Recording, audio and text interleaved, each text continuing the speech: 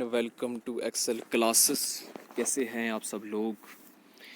आज मैं आपके लिए लाया हूँ इकॉनमी ऑफ जे.एंड.के से अगला लेक्चर। जी, हमने लास्ट वीडियो में पढ़ा था जो इकॉनमी ऑफ जे.एंड.के के बारे में था, जिसमें हमने एग्रीकल्चर सेक्टर को स्टार्ट किया था। एग्रीकल्चर सेक्टर में मैंने आपको 2 लेक्चर्स प्रोवाइड किए हैं। एक मैंने जो कल दिया आपको वीडियो, जिसमें एग्रीकल्चर सेक्टर के बारे में ओवरव्यू मैंने आपको बताया। उससे पहले एक और वीडियो मैंने आपको प्रोवाइड किया था, जिसमें सैफ़रॉन के बारे में मैंने डिटेल में आपको बताया था। जी, आज हम पढ़ेंगे हॉर्टिकल्चर सेक्टर के बारे में। तो जो हॉर्टिकल्चर सेक्टर है, ये भी एग्रीकल्चर सेक्टर का ही पार्ट है। ठीक है जी। कल मैंने आपको बताया था जे.एंड.के की GSDP में एग्रीकल्चर सेक्टर कितना कंट्रीब्यूट करता है, 15%। ठीक है। और उसी 15% में से 8% जो है ना, वो हॉर्टिकल्चर सेक्टर का है। ठीक है। ये जो हॉर्टिकल्चर सेक्टर है, ये एग्रीकल्चर सेक्टर के अंडर ही आता है। और हॉर्टिकल्चर सेक्टर कितना कंट्रीब्यूट करता है जे.एंड.के की GSDP में, 8%। तो 15 में से 8 निकाला, कितना बचा? बचा 7%। तो हॉर्टिकल्चर सेक्टर अगर आप निकाल दें तो एग्रीकल्चर और अलाइड सेक्टर जो जे.एंड.के का है, वो 7% कंट्रीब्यूट करता है जे.एंड.के की GSDP में। ठीक है, चलिए जी। अच्छा, एग्रीकल्चर सेक्टर 8% कंट्रीब्यूट करता है जे.एंड.के की GSDP में, और ये अप्रॉक्सीमेटली 10,000 करोड़ की एनुअल इनकम जनरेट करता है। कितनी? 10,000 करोड़ की एनुअल इनकम जनरेट करता है। 35 लाख पॉपुलेशन, ठीक है नहीं, 35 लाख लोग, या हम कह सकते हैं 27% जो जे.एंड.के की पॉपुलेशन है, उसके 27% लोग वो अर्न करते हैं लाइवलीहुड थ्रू दिस सेक्टर। कौन सा सेक्टर? Horticulture sector. 27% जे.एंड.के की पॉपुलेशन या 35 लाख लोग जे.एंड.के से अर्न करते हैं livelihood through horticulture sector.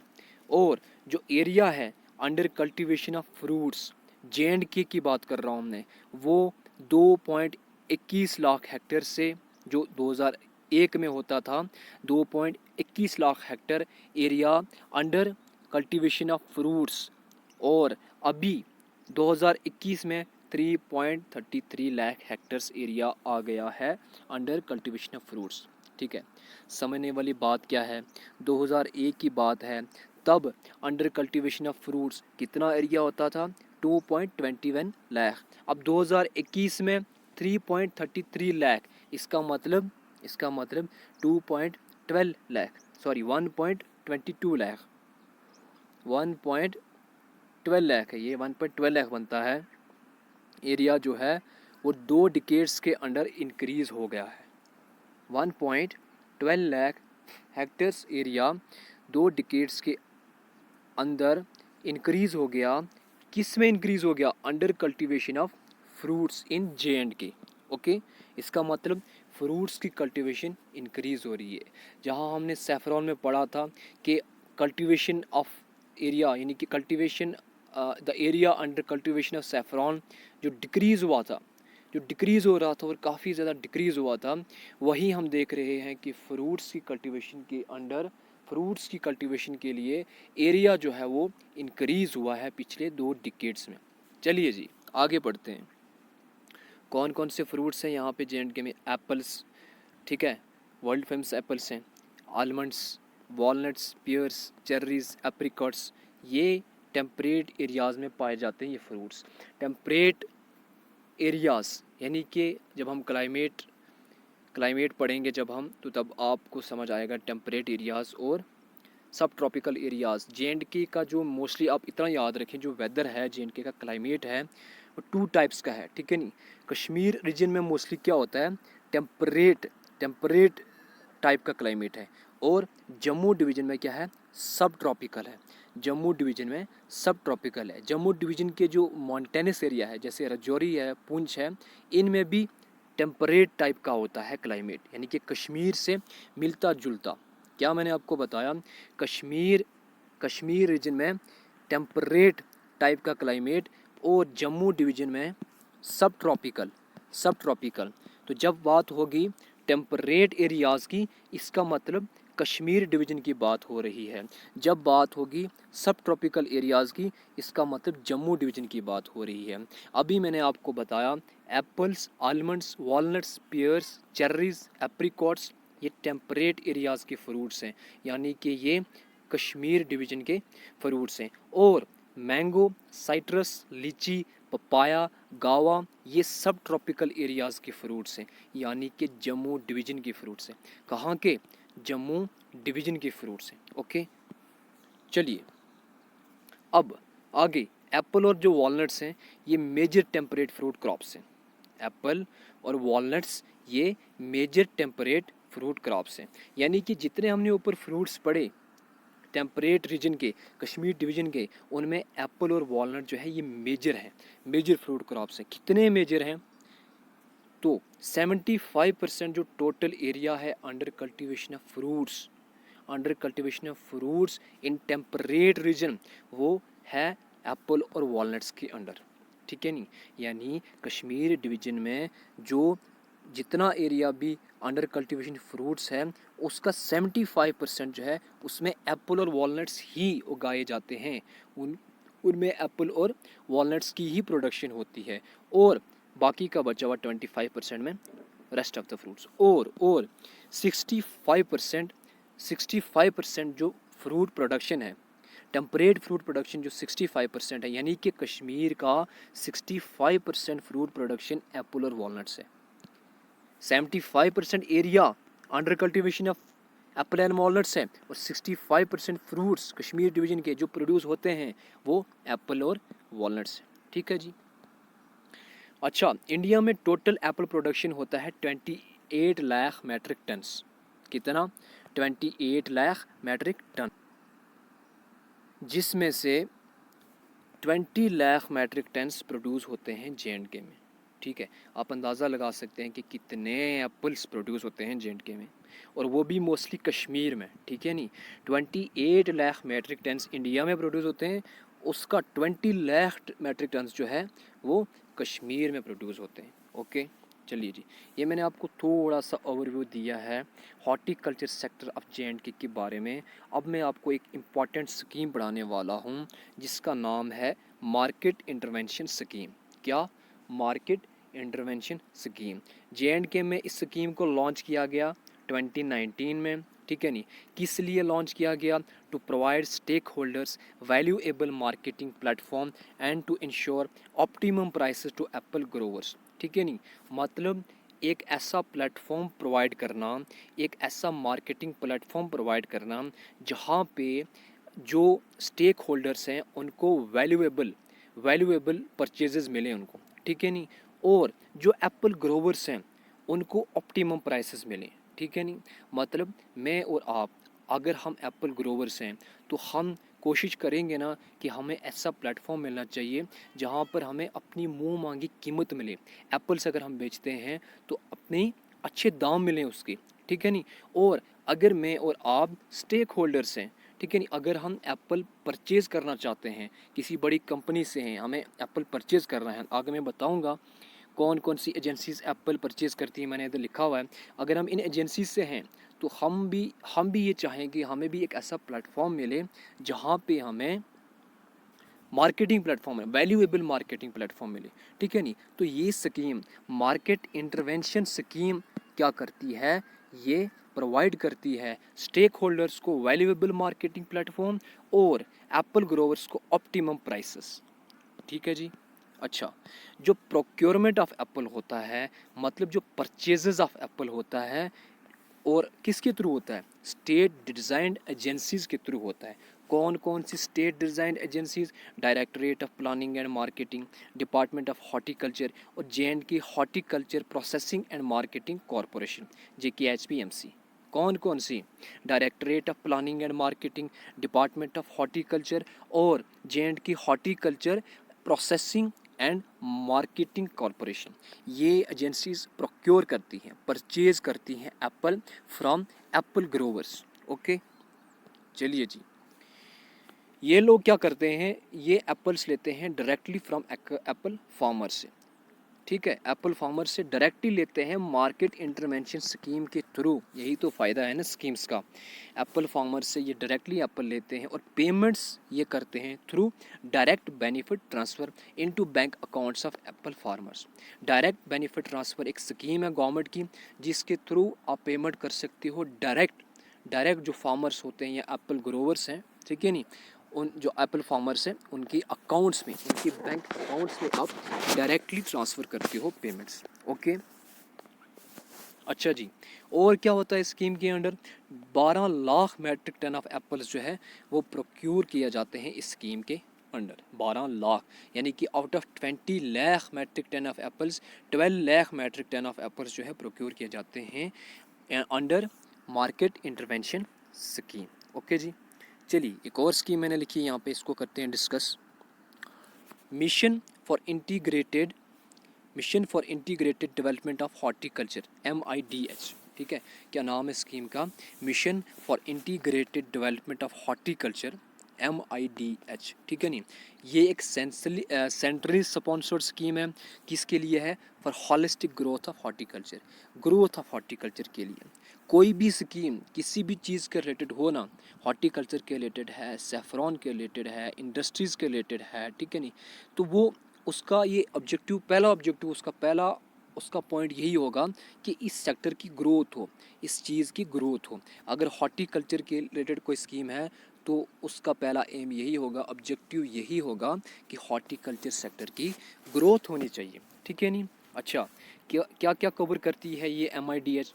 Fruits, सारे फ्रूट्स कवर करती है, वेजिटेबल्स को कवर करती है, रूट और ट्यूबर क्रॉप्स को। ठीक है नहीं, ये जितनी क्रॉप्स है इनको अलग से हम पढ़ेंगे फ्लोरा एंड फाना में। ठीक है, यहाँ पे इसको नहीं करेंगे, लंबा हो जाएगा लेक्चर। ठीक है, mushroom, spices, flowers, aromatic plants, coconuts, cashew, cocoa, bamboo, इन सब के लिए है ये स्कीम MIDH, इन सब को कवर करती है। ठीक है जी, चलिए उसके आगे मैंने लिखा एक और स्कीम के बारे में। ये है horticulture mission for north east and Himalayan states.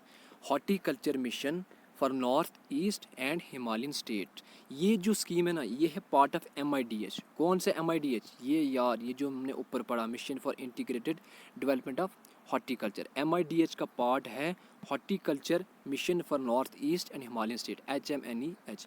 ये पार्ट ऑफ है MIDH, यानी कि एक हिस्सा है उस स्कीम का। ठीक है, ये इम्प्लीमेंट किया गया for development of horticulture in north east and Himalayan states. ठीक है नहीं, ये स्कीम, ये नाम में ही आपको पता चल जाएगा, नॉर्थ ईस्ट और हिमालय। इसमें कुछ एडिशन, ये जो एडिशन इसमें है ना, बस यही पॉइंट है कि नॉर्थ ईस्ट और हिमालयन स्टेट्स में क्या करना है, डेवलपमेंट करनी है, डेवलपमेंट लानी है हॉर्टिकल्चर सेक्टर में। ठीक है नहीं, जैसे कि कौन कौन सी है नॉर्थ ईस्ट और हिमालयन स्टेट? सिक्किम है, ठीक है नहीं, JNK है, हिमाचल है, उत्तराखंड है, वगैरह वगैरह। ठीक है, अच्छा, ये जो MIDH है ये कब लॉन्च हुआ? ये 2014 में लॉन्च हुआ JNK में। कब लॉन्च हुआ? 2014 में लॉन्च हुआ ये JNK में। ओके, अंडर MIDH, ठीक है, mission for integrated development of horticulture के under government of India contribute करती है 60% ऑफ टोटल आउटले। ठीक है नहीं, 60% कंट्रीब्यूट करती है गवर्नमेंट ऑफ इंडिया और 40% कंट्रीब्यूट करती है स्टेट गवर्नमेंट्स। किसके लिए? For development programs in states except north east and Himalayan. ठीक है नहीं, नॉर्थ ईस्ट और हिमालयन स्टेट्स को छोड़ के बाकी जितनी भी इंडियन स्टेट्स हैं या यूटीज़ हैं, उनमें डेवलपमेंट प्रोग्राम्स लाने के लिए गवर्नमेंट ऑफ इंडिया कंट्रीब्यूट करती है 60%, और वो स्टेट्स जो रिस्पेक्टिव स्टेट है वो क्या करती है? 40% कंट्रीब्यूट करती है। ठीक है, कौन से डेवलपमेंट प्रोग्राम्स? हॉर्टिकल्चर के रिलेटेड। ओके, और in case of north east and Himalayan states, ठीक है, यहाँ पे हमने पढ़ा एक्सेप्शन है, नॉर्थ ईस्ट और हिमालयन स्टेट्स नहीं है। और अब नॉर्थ ईस्ट और हिमालयन स्टेट्स में क्या होता है, वहाँ पे गवर्नमेंट ऑफ इंडिया कंट्रीब्यूट करती है 90%।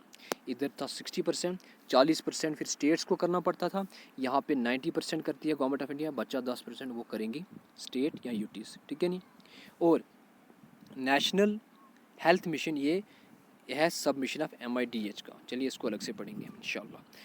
ठीक है जी, तो क्या पढ़ा हमने आज? हमने आज पढ़ा हॉर्टिकल्चर सेक्टर के बारे में, क्वेश्चन आ सकता है यहाँ से। ठीक है जी। आज मैं आपको पूछूंगा क्वेश्चन, आपने आंख बंद करके आंसर देना है, मैं आंसर नहीं दूंगा, ठीक है नहीं। बताइए कितने परसेंट कंट्रीब्यूट करता है horticulture sector to GSDP of J and K, बताइए।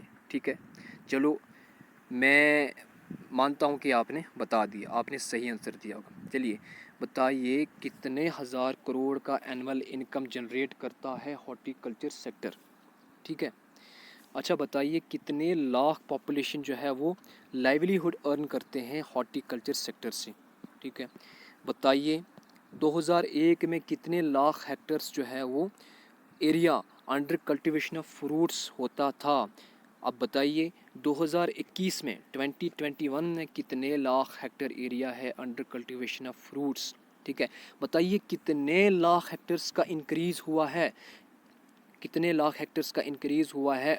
ओके, चलिए बताइए कश्मीर डिवीज़न की, या बताइए टेम्परेट एरियाज़ के फ्रूट्स कौन कौन से हैं। बताइए एप्पल कौन से एरिया का फ्रूट है, टेम्परेट एरिया का है या सब ट्रॉपिकल एरिया का है। बताइए वॉलनट्स कौन से एरिया के हैं। बताइए मैंगो, मैंगो कहाँ का फ्रूट है, टेम्परेट फ्रूट है या सब ट्रॉपिकल फ्रूट है। क्वेश्चन आएंगे यहाँ से। बताइए कश्मीर डिवीज़न का या टेम्परेट जोन का मेजर फ्रूट कौन है। बताइए 75% एरिया जो है टेम्परेट एरिया जो अंडर कल्टीवेशन फ्रूट्स आता है उसका 75% एरिया किन फ्रूट्स की प्रोडक्शन के अंडर आता है। बताइए, बताइए टेम्परेट फ्रूट प्रोडक्शन का कितना परसेंट जो है वो एप्पल और वॉलनट्स हैं, कितने परसेंट है। तो बताइए बताइए बताइए इंडिया में एप्पल प्रोडक्शन कितना है, कितने लाख मैट्रिक टन्स प्रोड्यूस करता है इंडिया एप्पल्स। तो बताइए जे.एंड.के इसमें से कितना कंट्रीब्यूट करता है, यानी जे.एंड.के में कितने परसेंट, कितने lakh metric tons apple produce होते हैं। बताइए मार्केट इंटरवेंशन स्कीम कब लॉन्च हुई जे.एंड.के में। ठीक है, तो बताइए क्या क्या ऑब्जेक्टिव है मार्केट इंटरवेंशन स्कीम का। बताइए जो प्रोक्योरमेंट ऑफ एप्पल होता है जे.एंड.के में वो किसके थ्रू होता है, कौन सी एजेंसियों के थ्रू होता है। बताइए, अच्छा क्वेश्चन आ सकते हैं यहाँ से। अच्छा बताइए, बताइए कितने lakh metric ton apple procure होता है अंडर मार्केट इंटरवेंशन स्कीम। अच्छा तो बताइए mission for integrated development of horticulture MIDH, क्या ये सेंट्रली स्पॉन्सर्ड स्कीम है या स्टेट की स्कीम है। ठीक है नहीं, बताइए क्या ऑब्जेक्टिव है इसका। बताइए कौन कौन से फ्रूट्स वेजिटेबल्स और वगैरह वगैरह जो भी प्लांट्स है जो फौना है उसको ये कवर करता है। बताइए इस स्कीम के अंडर एक और स्कीम आती है उसका क्या नाम है।